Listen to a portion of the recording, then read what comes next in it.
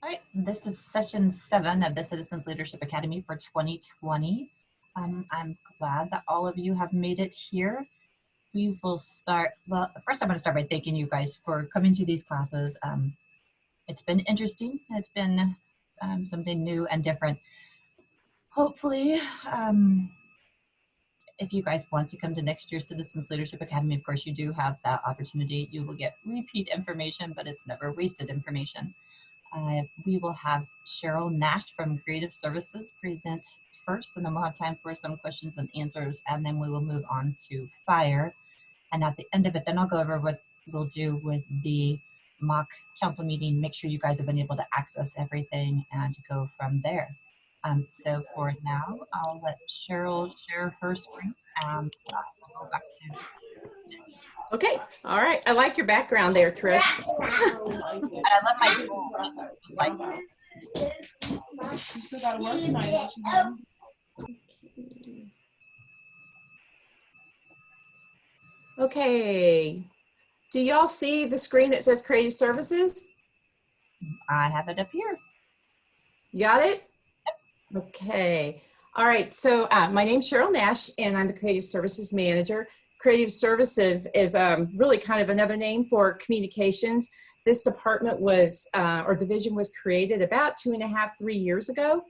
And the purpose was to serve as a communications hub for the City of Lee Summit. So we kind of function as, I always like to say, kind of like a little mini ad agency, because we do a lot of different things for our different departments and in the area of communications. So anyway, without further ado, we'll get on in here. It's so weird when I'm presenting. I haven't presented a PowerPoint on Zoom before, so I hope you guys can see everything. This diagram is, I'm not going to go through this because it would be so boring for y'all, but this is, this kind of depicts everything that Creative Services does. We do video for the city. We do media relations, press releases, answer media inquiries, do pitches to the media. We do the graphic design. We are responsible for the city brand, and we do all social media and digital, and work with different departments on communication strategies. We also are responsible for internal communications too. So we have, gosh, I think 600 employees, and they are in different facilities. So we do some communications. We have an employee newsletter. We do all, well, right now we're doing it every day, but we do that usually once a week. So, so I got this, I have a short little video. I just stuck some things in here so you guys would get a taste of what we do. Hopefully it looks okay. We were just trying to pull down some of the sound just a little bit, like about 5 seconds ago. So let's see how this looks real quick. Oh, wait, that's not it. Whoop, sorry, see. I hit the right button.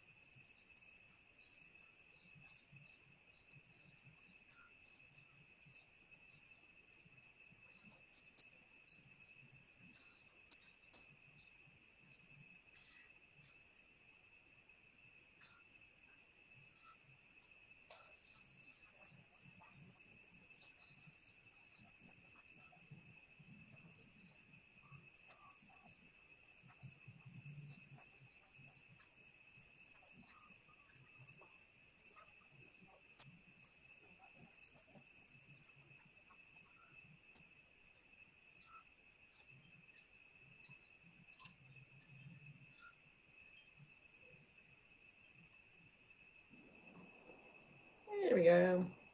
And so that gives you just a little taste of some of the things we do.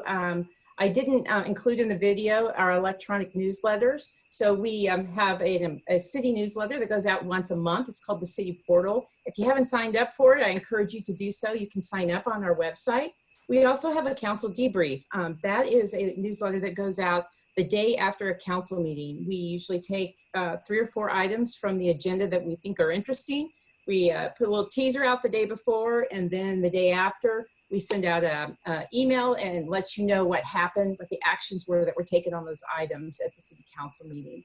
The flyover is a newsletter for our airport. And then right now we're doing a newsletter once a week. It's called Covering COVID, the community briefing.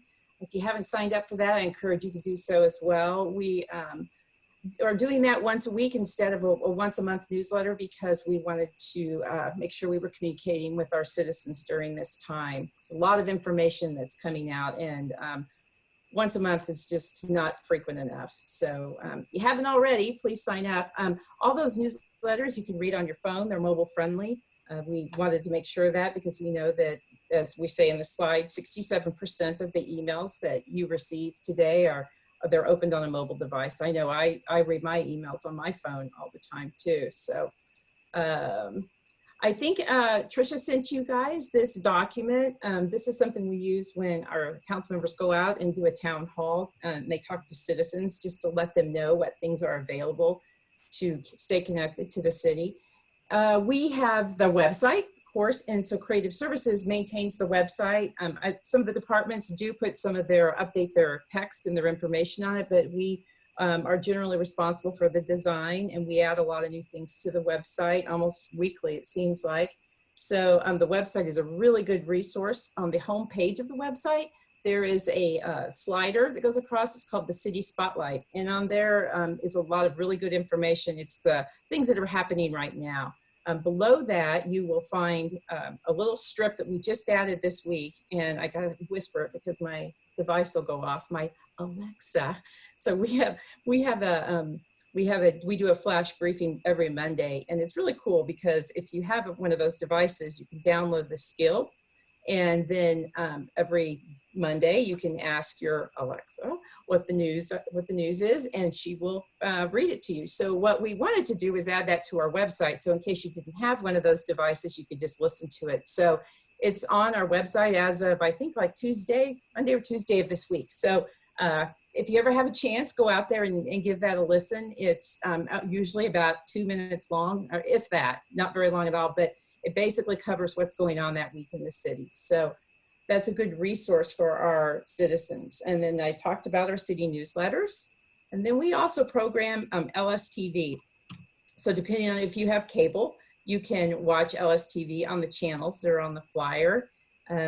Also, we stream it live on our website. So that's also an option. So we have people that will watch LSTV on their TVs, and then we have a lot of people that will watch it online when council meetings are on. We're trying to really improve that, the way that experience is, because we know more and more people are cutting the cord and not subscribing to cable TV. So we expect that the viewership on our website will continue to grow. And we just installed new cameras in our council chamber. So all the broadcasts should look a lot better. We did talk about the flash briefing. That's the bottom middle. So I encourage you to download that if you have one of those devices, or listen to it on our website. And then on the right is our city podcast. It's called the Green Street Beat. And we started doing that about a year ago, maybe a year ago in August. It's been a lot of fun. Our goal was to record a new podcast every other week and put that out. And we really have, it's just a wild range of topics that we discuss, and we have guests on there. I know Chief Snyder's on this call. When he came to the city, we did a little interview with him. Most recently, we had an episode where we had Chief Snyder and our city manager on, talking about the COVID-19 crisis and the steps the city was taking. That by far has been our most listened to podcast. The last time we looked, there were over 8,500 listens to that podcast. So it is popular. And the cool thing about podcasts is you can listen to them anywhere. You can listen to them in your car, on your desktop, any place. So those are stored on our website. If you go onto the website on the mega menu under communications, there is you'll see text that says podcast. And if you choose that, you can go to a page and it has all of our podcasts are there. So you can go back and listen to old ones if you want. So we also post those on our social media. We put them in our newsletters. We push them out on all of our platforms. So, and this, now, if you want me to, I'll play this video. we did for fire. It's a little trailer. And so since I thought I'd leave this in here because you guys don't get to go to the fire station, and it's really kind of cool when you get to tour the station, and they do a lot of really neat stuff. And I was in Citizens Leadership Academy about 2 years ago, so I remember how much fun that was. So we work with the different departments and do video. Almost every, I would say 99%, it seems like, of the things that we promote and market have a video component. So we do a lot of that. So this video, we were gathering up footage to promote the fire department because they were hiring positions. And so we went out and we did a few shots, but this isn't the final video at all. This is just like a little short trailer. But the fun part of this is we were able to use our GoPros and we put them on the helmets of the firefighters, or one firefighter. So I'm gonna show you this real quick then. Oops, so no, I'm not. I'm gonna go back and I'm gonna go up here.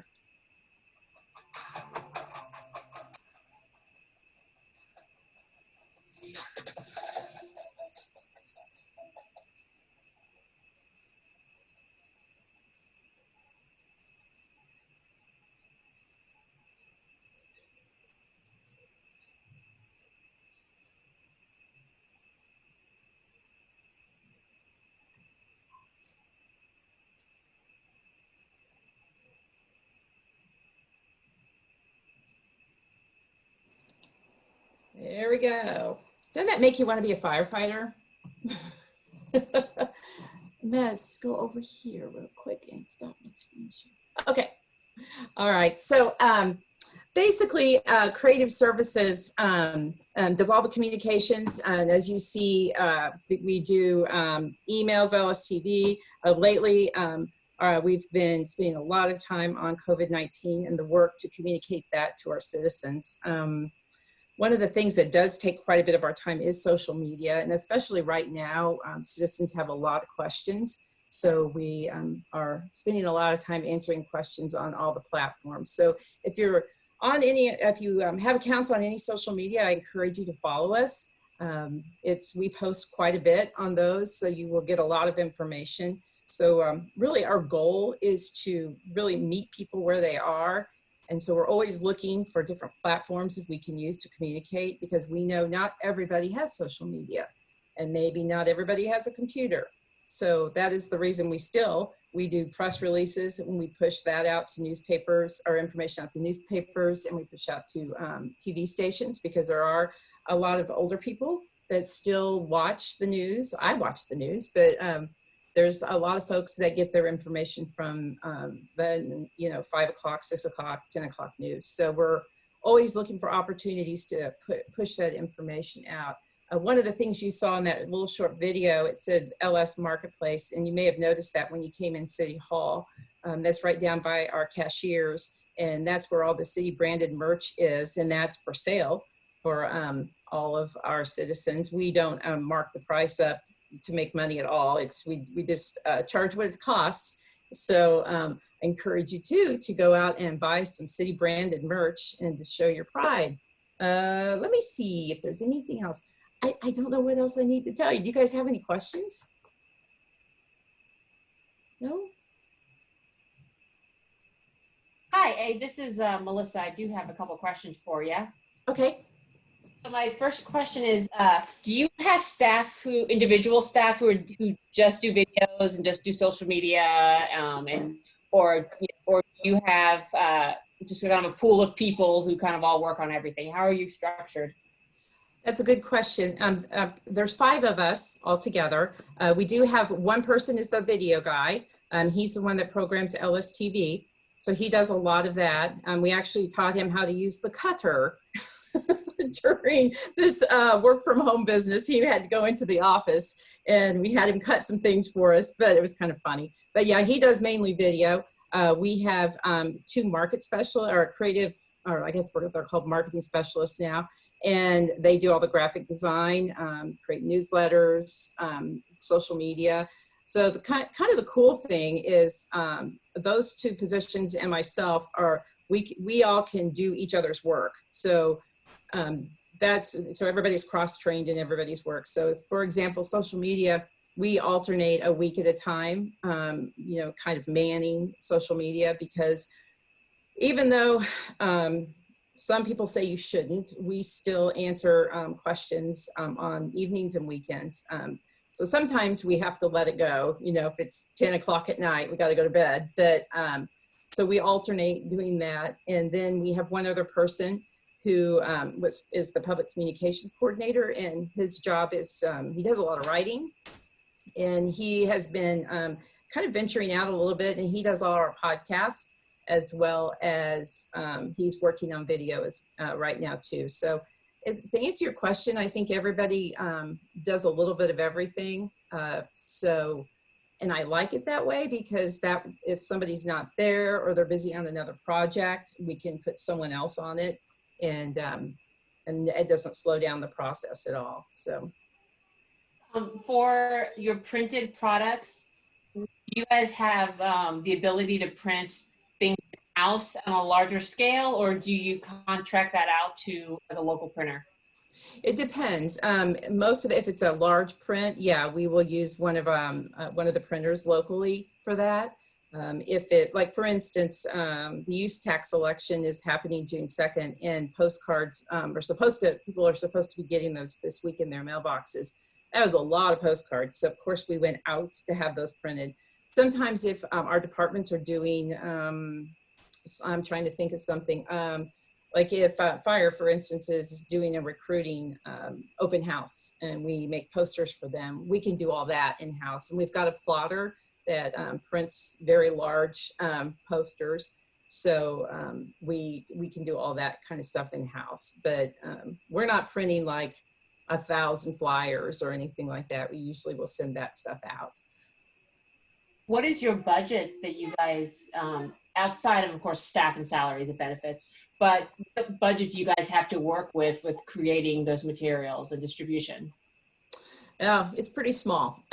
We are pretty lean and mean when it comes to budget. We, of course, our biggest expense is salaries. And then on that, I mean, really not very much at all. We do not advertise, because our taxpayers would probably not be really happy with us if we were spending money on ads in magazines and things like that. So all of the media we get is earned media, meaning that we don't pay for it. We're always pushing stuff out, and we all know social media doesn't cost anything. So our costs really are very, very minimal, very. To tell you the truth, I think our entire budget for the whole department is about 100,000. 100,000? Yeah, and let me I have it over here. Let me grab it and see. That yeah, 568,000, and so and 317 of that is salary. So that tells you that, you know, just like 200,000 is expenses, and you know, that is, you know, really we some of it is like with the tools that we use, like Adobe Creative Suite and all the subscriptions we have for those tools. And that's probably the biggest thing. We don't do, we're not traveling a lot, so there's not a lot of travel expense. And yeah, it's pretty lean in there in the old creative services department. Thank you very much. I appreciate it. Sure.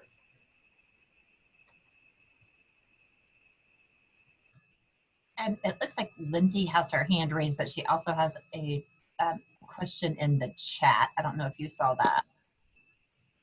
Oh, I did not. Oh, let me look and see. Okay. are your podcast available transcripts? Are there plans to do that? Actually, we have not put the transcripts up with those, but it is possible to do that. We did do that with the Alexa. Of course, that's only 2 minutes, and that's not very difficult to do. But we did, when you look at the Alexa, there's a link there to click the transcript. But right now, we have not done that, but it is probably something we should be doing to be ADA compliant. I'll send you an email. Okay, very good.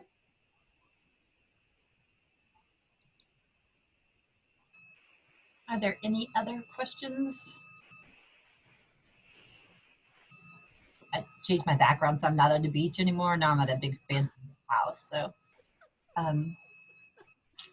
Oh, I wish we were in person. It would be so much more fun. it really would. It really would. And this is a very engaged class, so they're very quiet on these.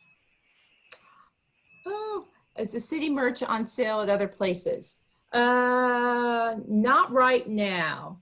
We have talked to one of the Foundry in downtown Lee Summit about selling some of the Tervis cups that they have, like some of the landmarks in Lee Summit on the Tervis cups are really cool. We talked to them about selling some of those.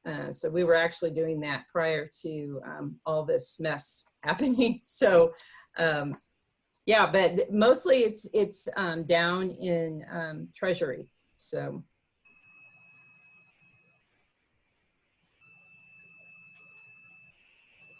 And are there any other questions? Either chat or raise your hand, or you can just turn your video or sound on. I believe that is it. Hey, I have a question though. Yes. Is the Stephanie Leary that's in here, does she still work at Rediscover? I'm curious. Yes, no? Yes. Then I Yes. figure out how to turn it on. Yes, you did. Okay, very good. And you, I recognize your name too, because I know that you come in and read our Facebook page. Oh, yes. And I appreciate that. I really do. Oh, no problem. You guys have started doing really great. I remember I was on part of a panel that they had come in and talk about the website, how do we get our news and things like that a couple of years ago. And so I've been kind of watching the team kind of grow and get that communication out there. So that's pretty exciting. Thank you. Thank you. Yeah, when I started working there, when they were in the middle, well, they were about 3/4 the way along to in developing that new website. And so, yeah, that was a pretty big undertaking for the city. It's as you can imagine, as you knew if you were part of that group, there is a lot of information on our website. Yes. Yeah. A lot easier to find now too. Yeah, well, I'm glad to hear that. Some people have issues, but the good part is there's a search up at the very top. So you can, if you don't know where it is intuitively, you can find it through the search.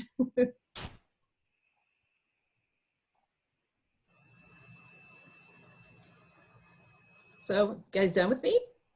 I think so. I don't see any other questions. I think that's it.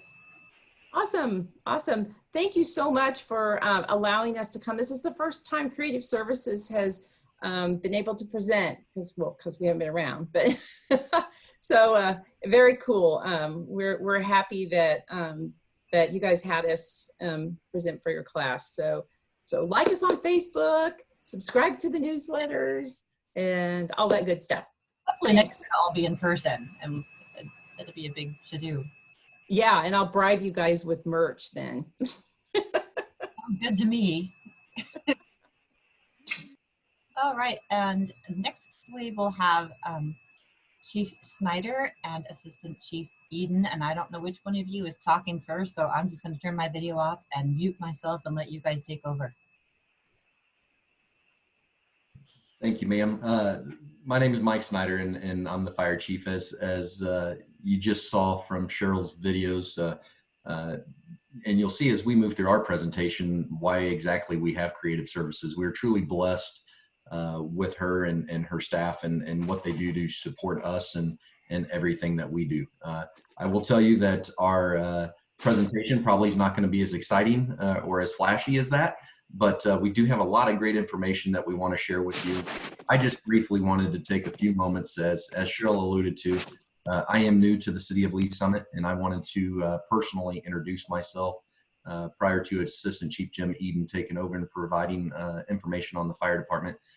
As Cheryl mentioned, I too would rather be doing this in person, getting to see our operations on the inside and getting to meet us and work and see our system is definitely much more informative, and you get to touch and see things at the fire department. So I apologize that we're in this current position. But like I said, I just want to take a few moments to introduce myself.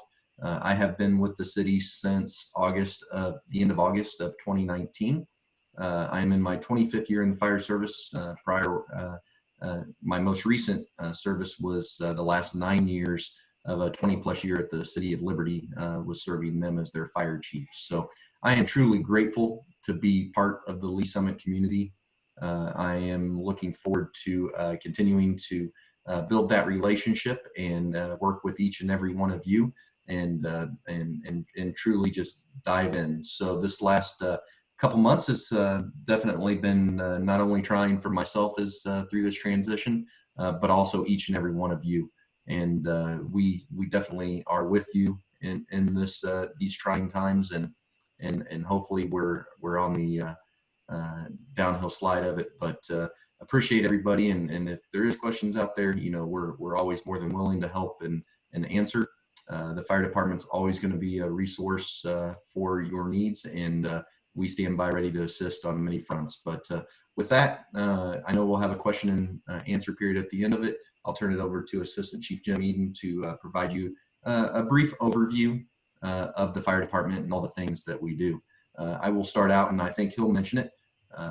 He typically gives this presentation over about a 2-hour time period, and we have a bunch of other interactive things included in it. So please bear with us as he progresses through that process. Jim?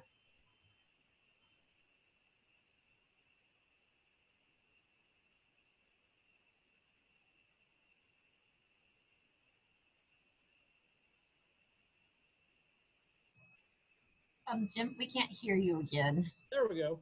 There we There are. we go. It's good. It's great. We're also learning the Zoom process as well. As I said, my name is Jim Eden. I'm Assistant Chief with Lee Summit Fire Department. I've been with the department now for 32 years, starting out as a paramedic firefighter, working up through the ranks, captain, battalion chief, and my last assignment, actually the last 22 years, has been in the fire marshal's office. So it's been an honor to work in the department and work in the City of Lee Summit. And I just want to say thank you to everybody that's here. I love seeing people get involved in the city and learn about the services that we provide, because you don't know sometimes unless you really need us. And when we talk about fire departments and emergency services, you know, when you get on the airplanes, Southwest Airlines says, thank you for choosing Southwest. You had a choice. When you have an emergency, you don't have a choice of who you call. So we're obligated to provide you the best services possible. And that's what we try to do at the fire department. Let's see if I can get this to go.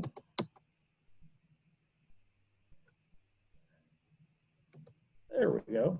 Let me go back one. Our mission statement at the fire department is the Lee Summit Fire Department is dedicated to meeting the progressive needs of the community by providing safe and efficient services while honoring our values and traditions. The Lee Summit Fire Department has a history of being a very progressive department, and that is still true today. And if you notice, even in the name, it says fire nowhere in our mission statement. Yes, fire is in our name, but it's actually a very small part of what we do. We are what we consider to be an all hazards department. And of those hazards, we have 9 core programs. Obviously, the first one being fire suppression. Yes, we do put water on red stuff, and we're a little unique in a lot of areas in that our trucks are yellow. That's something that's been, we've been branded with for many years, back in the early 70s, late 60s. They did some experimenting with changing the colors of trucks because they wanted them to be more visible out on the highway. Well, yellow just kind of stuck with Lee Summit. So as we talk about branding within the city and the LS brand, we've been branded with the yellow and blue trucks. But as far as fire suppression goes, we have staffed apparatus 24/7, and it's actually a very small part of our mission. Fortunately, we have some great people in town that are very well educated and very fire safe. The other thing we're responsible for is emergency medical services. This is a program that takes up the majority of our calls. About 75% of all the calls that we go on are for medical calls. And what's unique about that is we were actually one of the first paramedic ambulance services in the state of Missouri. And for those of you that know Councilmember Bob Johnson, he is the one that actually wrote that legislation in the state back in the early 70s that brought about paramedics to the state of Missouri. I believe he was 12 years old at the time, but we'll give him credit for it anyway. But it's a very important part of what we do as a department.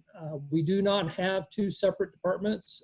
Everybody on the department is trained for all missions, and we'll talk about that a little bit later.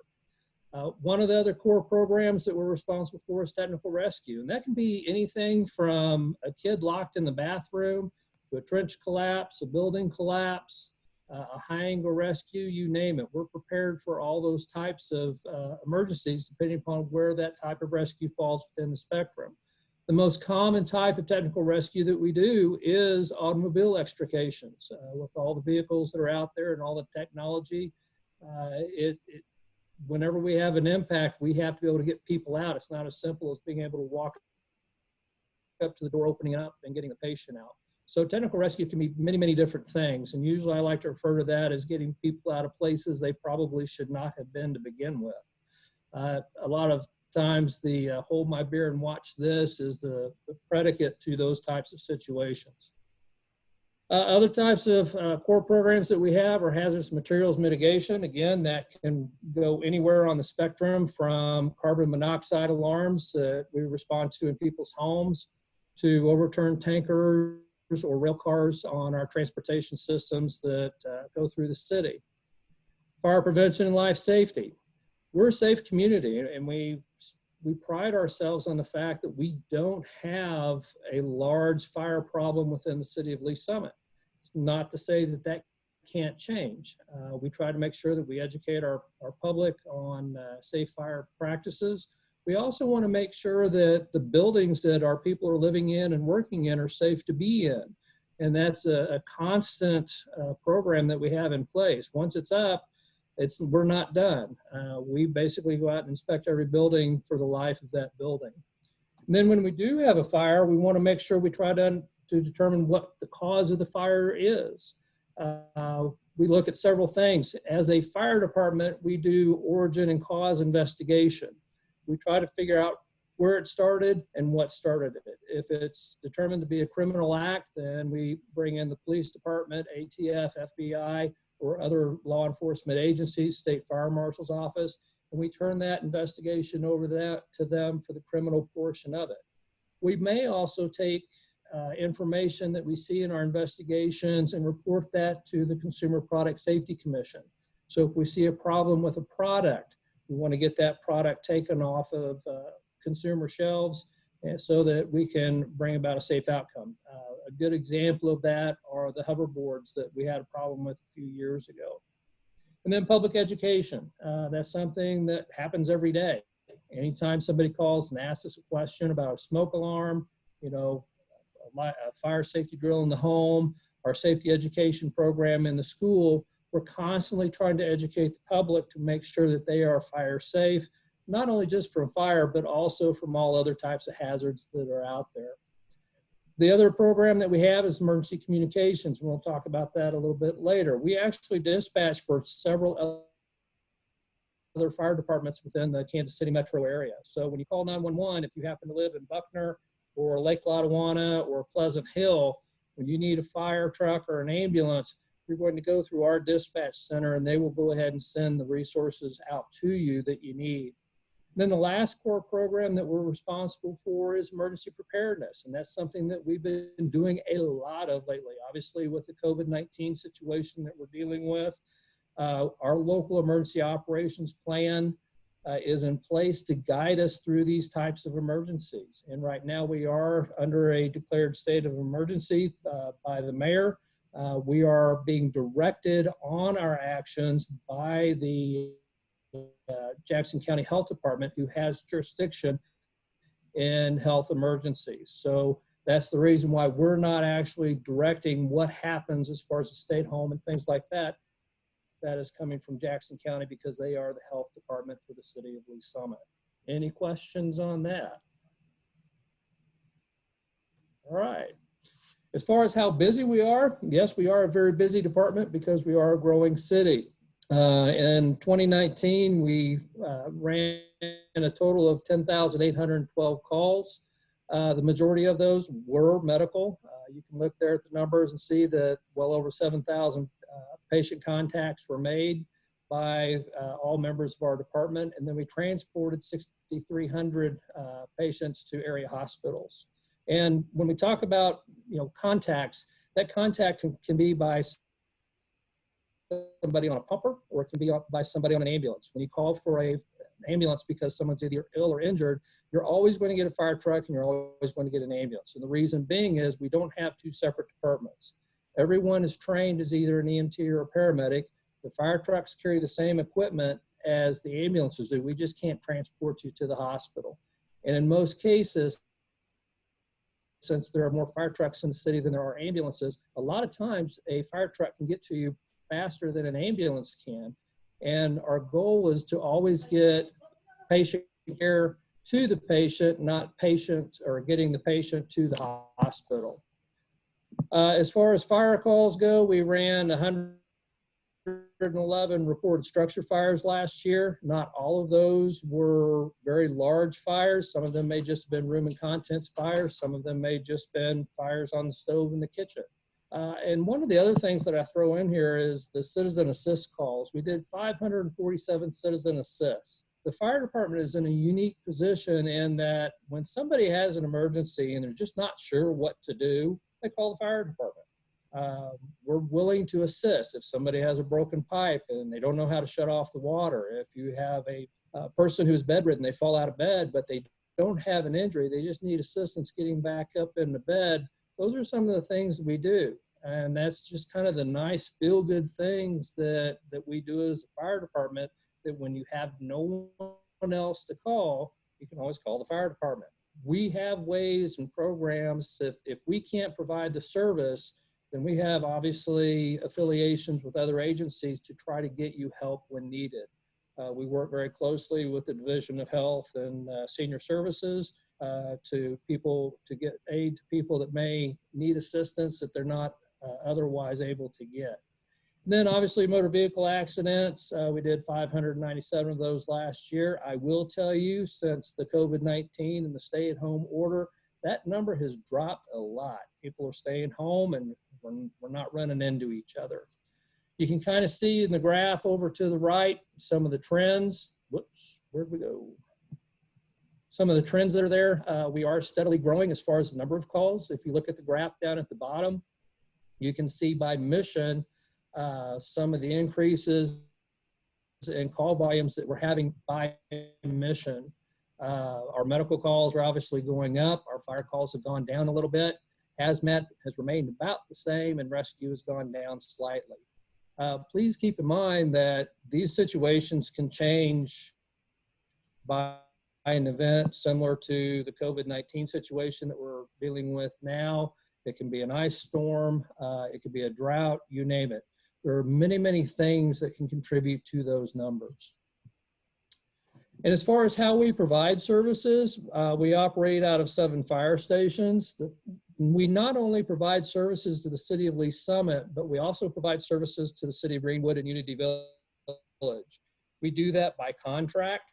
The only services that we provide to those cities are fire and EMS. Fire inspections and emergency management, that's handled by that individual municipality. But as far as city size, we cover, in our response district size, we're a little over 70 square miles. So we do cover a very large area. And we do that from 7 stations. And from those 7 stations, we have 5 frontline pumpers or pumping apparatus. We have 2 in reserve so that when we have trucks break down due to maintenance issues, or if we get very, very busy and we need to recall off-duty personnel, we have additional apparatus to put those people in. We also have 2 frontline ladder trucks at our stations 2 and station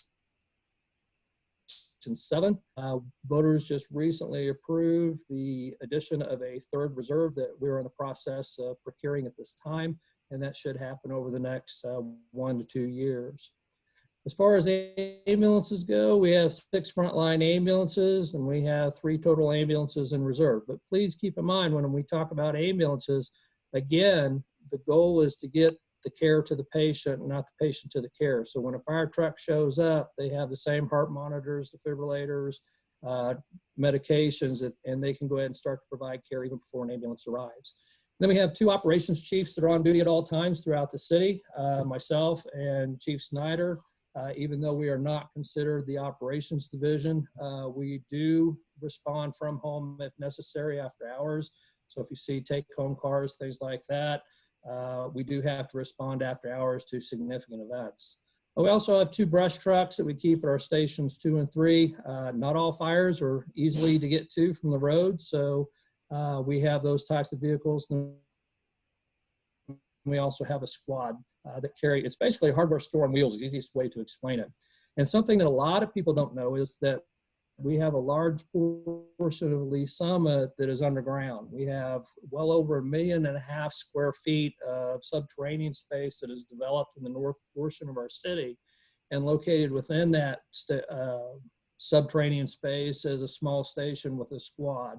And that particular vehicle allows us to work underground without having to take the large fire apparatus underground.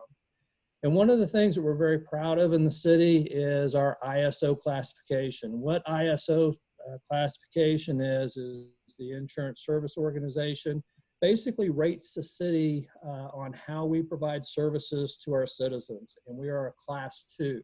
The scale goes from 1 to 10. And we just recently went to a 2, and obviously we're working hard to get to a 1. You can also look at the map and kind of see how the city's spread out. It's approximately 14 miles from our north border to our south border. Yes, we do have different districts throughout the city, but please keep in mind that whenever you call for an ambulance or a fire truck due to either a fire or a wreck or something like that, it's not one station that covers that area. It's the entire city that covers that area depending upon the type of emergency. So it's the full resources of the department that are available to anybody that needs them. Any questions? As far as our personnel, as I mentioned earlier, we are an all hazards response agency. We have 155 sworn and non-sworn personnel. Of those 140 sworn personnel, we have 13 dispatchers and 3 administrative support personnel.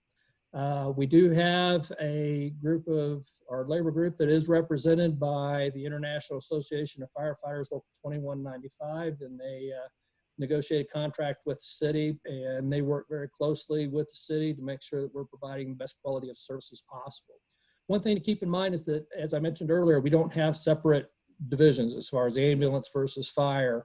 All sworn members are trained in every mission of the department to a basic level.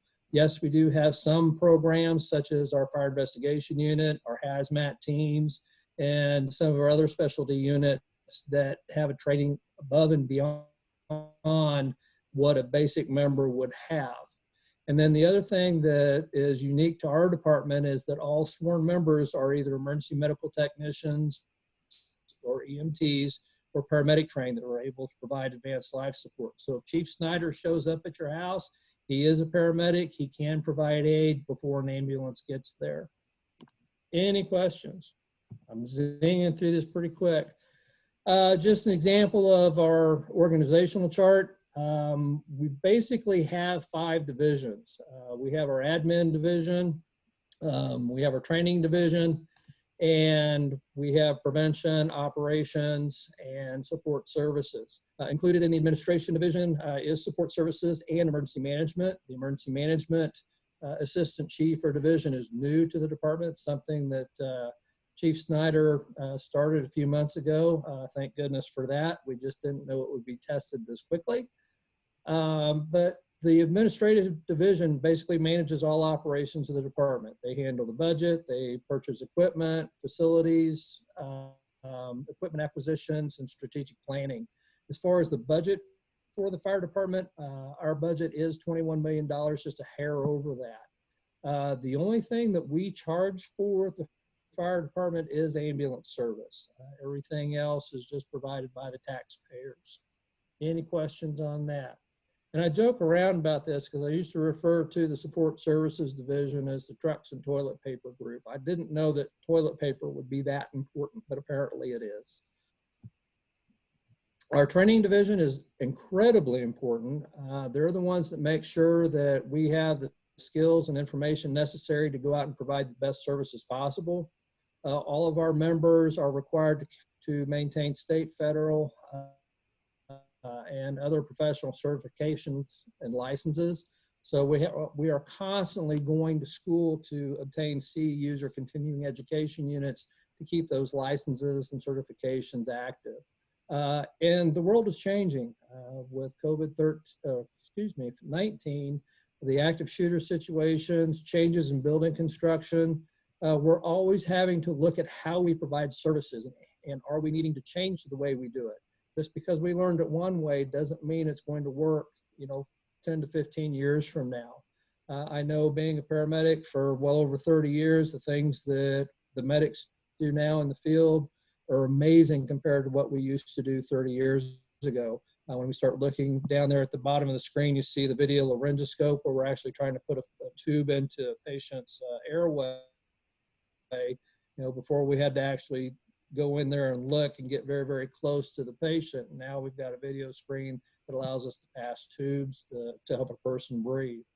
One of the other things that we do is we play well with the police department. They're a part of our team, and our paramedics are actually integrated into the SWAT team, so that anytime that we have either an active shooter situation or a barricaded subject, you'll see firefighters that are specially trained in the same gear as police officers without weapons that are on the entry team going in to provide assistance as needed.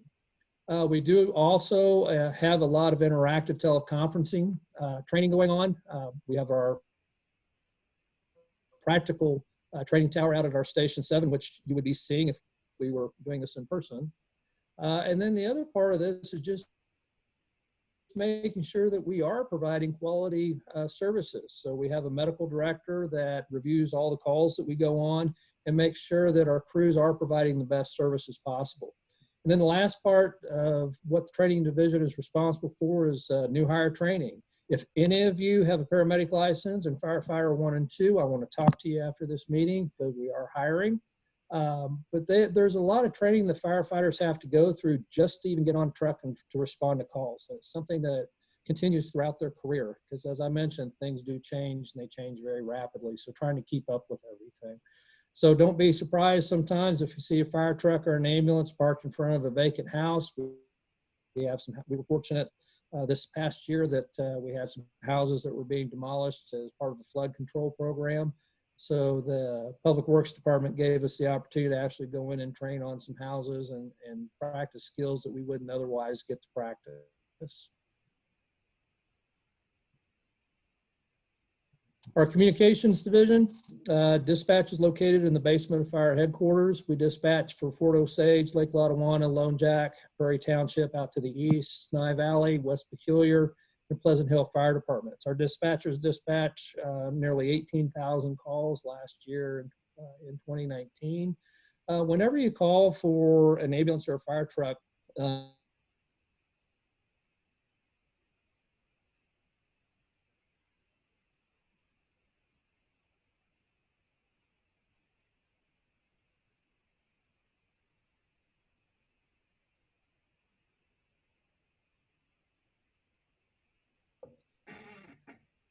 don't know that Jim knows that he is frozen up, so I will take over for him and try to shoot him a text as well to let him know that's occurring for him.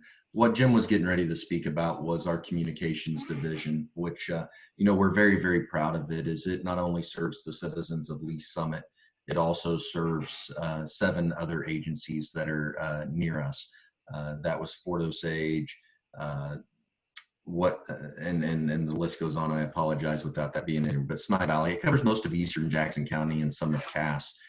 So we're very proud of the resources that they provided. And it looks like Jim is back on with us now. So I didn't know if you want to take over. I was just briefly going over our communications division.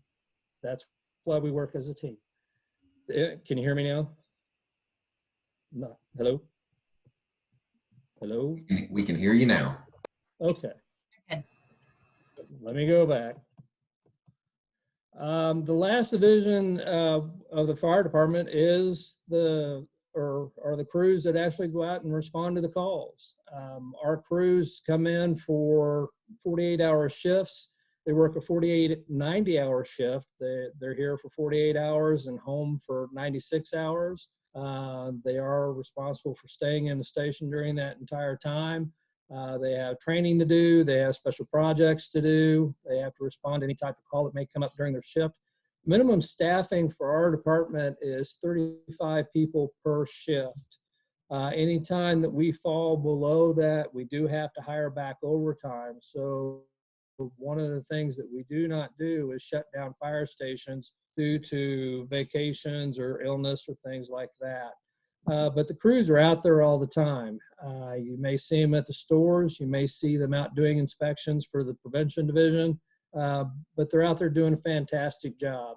And I can't say enough about the dedication and the compassion that those folks bring whenever somebody has a need.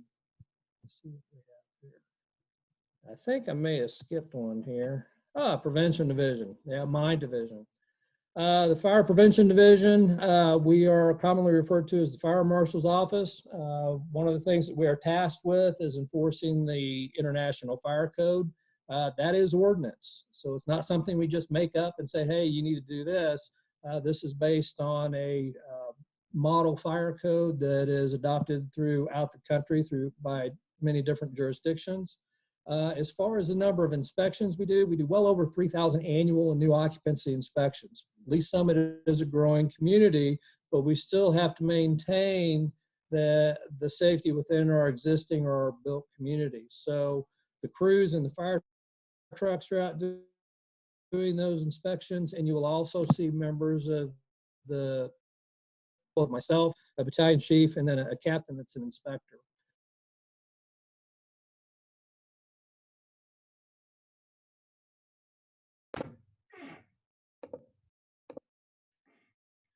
It does appear that he is frozen again. So as Jim was mentioning, our final division is his division, and it's one that we're very proud of. Everything the other adopted documents of the city. Jim, you had cut out, so I was filling in for you again. All right. Sorry, I'm losing connection for some reason. I apologize. Can you hear me? Yes, sir. Okay. Other things we're responsible for is inspection of the fireworks tents and displays.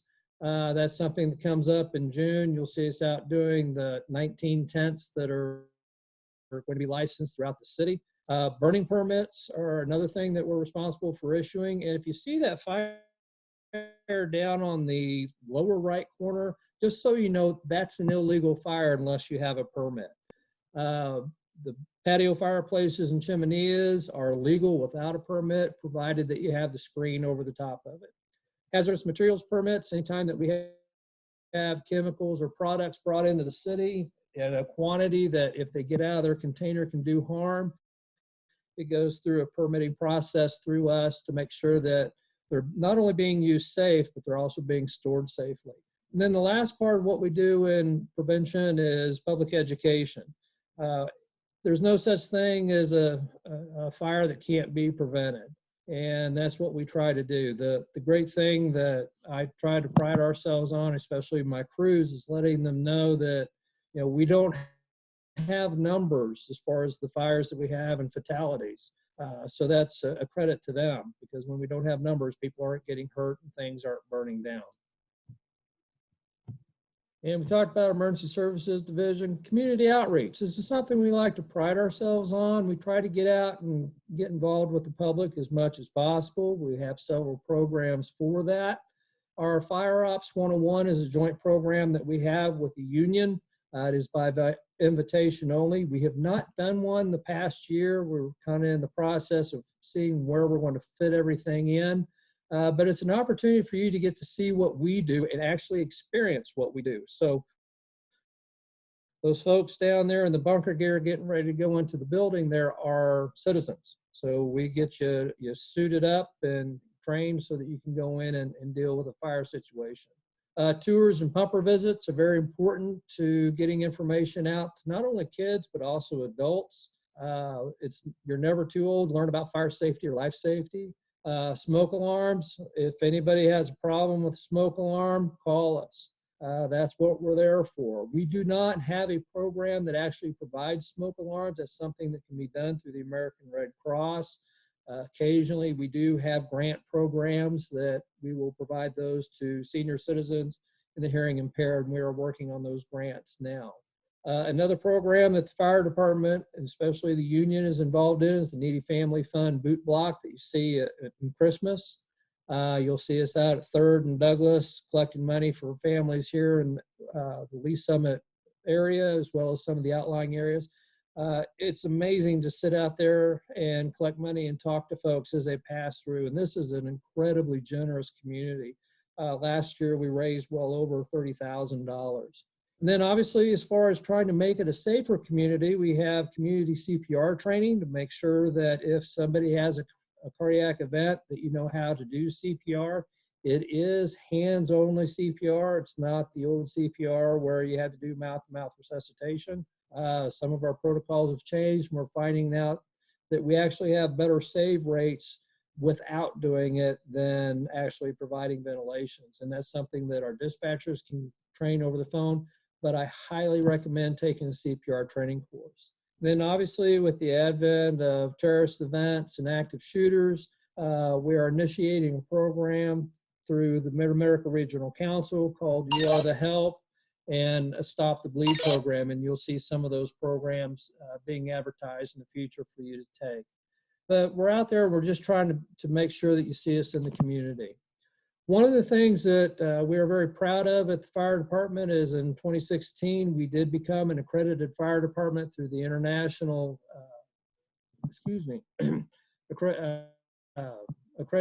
accrediting agency through the, Commission on Fire Accreditation International. What that program did is allowed us to take a critical look at ourselves and how we're doing things, and are we meeting industry standards. It also helped us develop a strategic plan, which we are now on our 2nd plan, and the information that went into that plan came from not only our internal stakeholders or the people that work for us, but also from our citizens. What do you expect from us as a fire department? And then along with that is also our community risk and standards of cover. This is how we decide where we put trucks, where our risks are going to take place, what we need to be prepared for, and do we have enough people on site in a given amount of time in order to effectively change an incident. And that's called our ERF, or Effective Response Force. People always ask us, why did you send so many fire trucks? Well, it's not always the fire trucks to put the fires out, it's the people on those trucks. And there's a number of critical tasks that they have to complete in order to bring about a safe outcome to a particular incident, whether it be an automobile accident, to a structure fire, to a medical type of event. Some of the benefits of being an accredited department ensures that we're meeting industry standards. It makes sure that we're using the resources of the city as efficiently as possible. And we're making decisions based on data. We're constantly collecting information about the calls we go on, the populations that we serve, making sure that we're meeting response times. And the mantra of accreditation is continuous improvement. We may not be perfect, but we're trying to get there. And anytime you strive for perfection, you know excellence. Then obviously we try to provide the best service to our citizens with pride, and that's professionalism, respect, integrity, duty, and excellence. And that's pretty much all I have. The last portion of this is just some of the hot topics. Fortunately, the city has been very, very good to the fire department to allow us to provide the services that we do. And one of the things that is nearing completion is the Station 3 construction that's located out on Pryor Road. We hope to have it hopefully open sometime in July. Obviously, with some construction delays and the COVID situation, that's kind of slowed things down a little bit. Other things that were approved in the last no tax bond election was the relocation of Stations 4 and Station 5. Station 4 is up in the Lakewood area, and Station 5 is down in the Raintree area. What we're looking at is relocating those stations to an area where they can more efficiently provide support to that area, and also a facility that is better equipped to provide the services needed for a modern fire department. Those particular buildings have become somewhat obsolete, and we're trying to improve the living conditions within those particular buildings. The other thing that is coming to fruition is the new radio system. The police department went live on their system about a month ago. We're in the process of doing that now. And I'm losing. Chief, are you there? Can you hear me? We can hear you. Okay. But your presentation is not showing now. Okay. Let me go back. But the new radio system will allow us to be part of a metropolitan radio system. So it allows us to talk to our neighbors. For many, many years, we were the donut hole in the radio system. So it made it very difficult to work with our neighboring departments, not only on the fire side, but also on the police side. Other things that we're dealing with is recruitment. As I mentioned earlier, if you have a paramedic license and firefighter 1 and 2 and hazmat, we'd love to talk to you. If you have a friend or family member that has those requirements, send them our way because we are hiring. And then the last thing that we're going to talk about is the COVID-19 situation. This is new for everybody. Everybody, always says that, this isn't my first rodeo. Well, this is everybody's first rodeo on this one. As I mentioned earlier, with our local emergency operating plan in healthcare emergencies, the Jackson County Health Department has jurisdiction of what we do as a city. They are the ones that issued the stay-at-home order. Then the mayor then issued a declaration of emergency. And what that does is allows the city to govern the city and make policies necessary to get through the event and try to recover as much cost as possible, and just allows us to function in a little bit of a unique situation. Chief, is there anything you would like to add to that? No, I think very valid point. As we are responsible for emergency management, Jim provided the facts in regards to this situation that we currently face.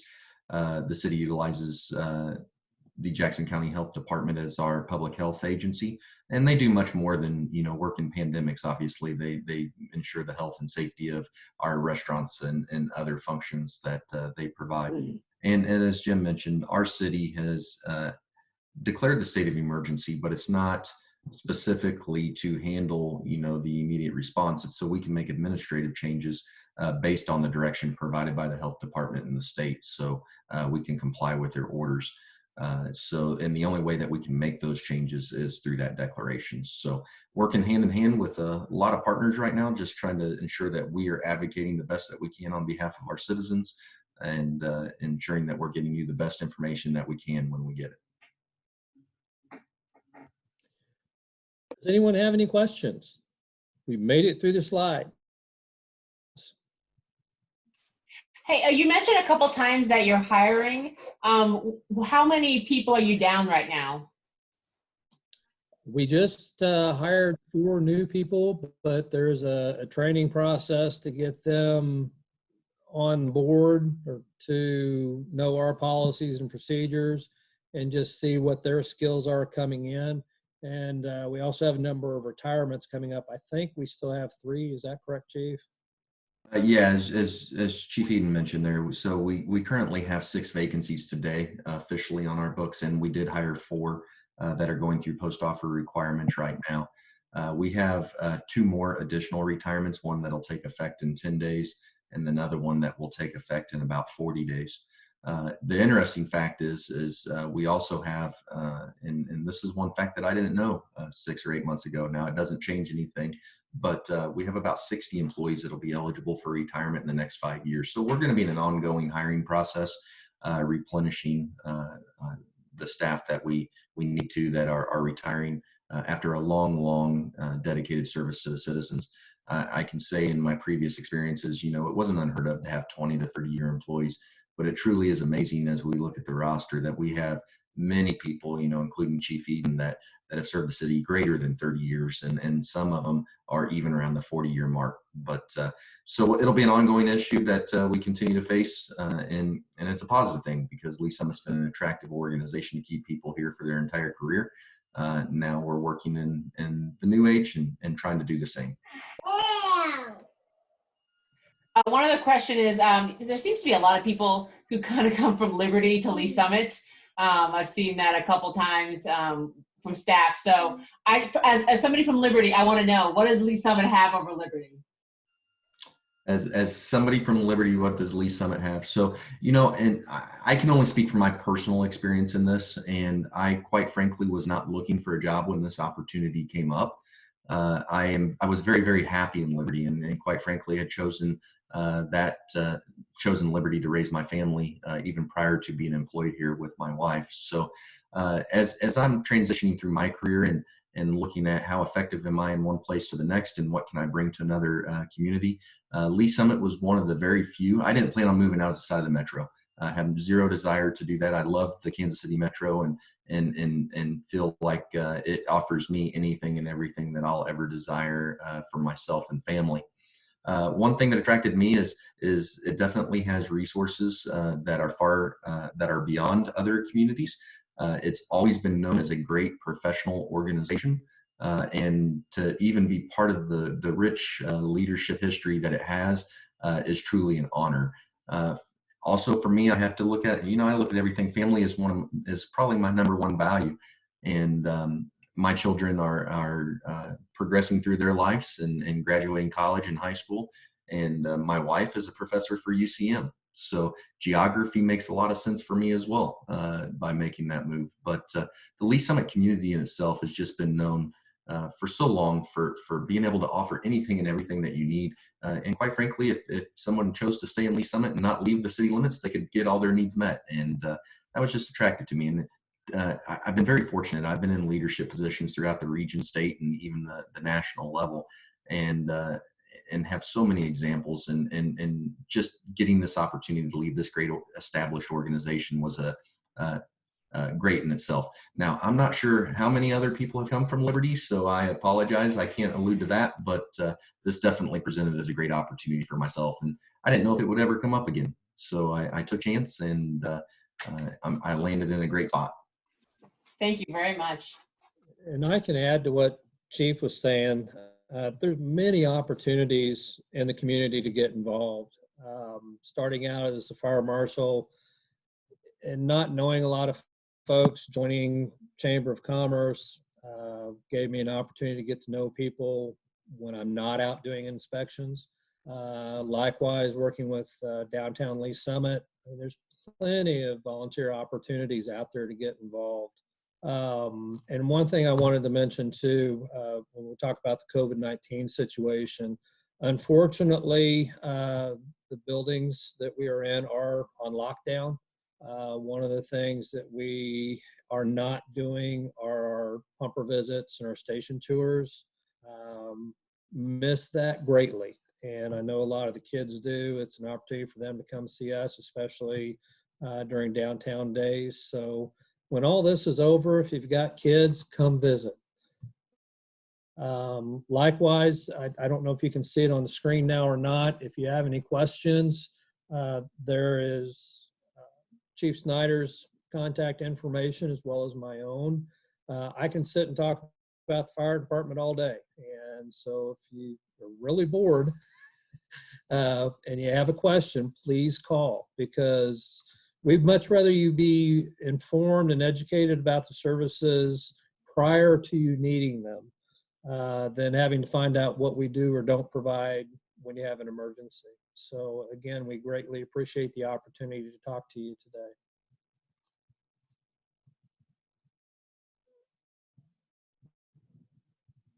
Any questions? It looks like Mary Aldridge has her hand raised. Okay, can you hear me okay? Yes. Okay. Wanted to check, do we still have the water rescue recovery? There actually are two different groups, or were two different groups. Lee Summit Underwater Recovery is an all-volunteer organization located out at Lake Jacomo. They used to be stationed within our Station 4. And the fire department also used to have a dive rescue group that was dissolved in the early 2000s. We still provide water rescue assistance. If it's a surface water rescue, we have equipment on all of our vehicles. Obviously, if it's a drowning, we're still going to go out and try to make a rescue if we can do so safely. But we're also going to set the stage for the Highway Patrol and their dive rescue unit to come in. We need to get witness information. If a victim has been recovered, we'll start to provide care when we get there. Does that answer your question? Oh, okay. And I did have another question regarding the people that are sworn and non-sworn personnel. Is there any difference besides certification for EMS, or what is it? All sworn members are firefighters 1 and 2 and have either their emergency medical technician's license or their paramedic license. They also have hazardous materials operations certifications. So when we say sworn, non-sworn, that's basically civilian employee versus a firefighter or even a police officer for that matter. It's just, those are the sworn people are the people wearing the badges. Easiest way to put it. Okay, thank you. You're welcome. Well, I hope we were able to answer all your questions. Usually the question we do get is, do we have a dog or a pole, and why are our fire trucks yellow? We don't have a pole. We don't have a dog. Our fire trucks are yellow, but we do have a dinosaur now, and it's out in front of Fire Station 1. So if you get the opportunity, drive by and take a look at it. I'm sure somebody's going to dress it up one of these days. So, Tricia, do you have anything else? I don't. Okay. Actually, I think we have a structure fire working right now. It was actually ironic because I heard your radio going off and I heard a bunch of fire trucks leave right by my house because I'm kind of over off of Blanksford and Todd George or close to Blackwell. So I hear that traffic a lot. Are there any other questions for the fire department?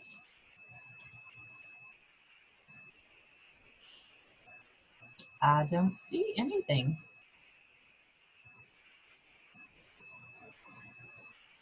All right. Well, thank you for your time. Thank you very much. Thank you both very much. As far as the class, those of you that are left, I'm hoping that you've been able to access that packet. I know Manny, you told me that you'd had some problems. I'm going to work on trying to fix that. If you guys have issues accessing that packet, let me know. And also, if you haven't signed up for a role, I'm getting ready to send out the information to our management team so they can sign up for roles that they may want to participate in that mock city council meeting. So let me know if you have any questions, email or whatever. I am going to be on vacation. I'm studying at noon tomorrow. I'm going to try to resist the urge to check my email, but I'll probably do that anyway. So if you guys don't need anything else from me, the next time we'll get together will be that June 4th, our mock council meeting. And I think it'll be fun. Unfortunately, it's a lot more fun in person when you get to sit where the mayor and council sit in the chambers. But right now you're sitting where they are because we've been doing all of our meetings virtually as well. And if you don't have any questions, then I will talk to you guys later. And I hope you have a great evening and a good Memorial Day. Thank you so much. This was great. I'm glad you all could. Thank you.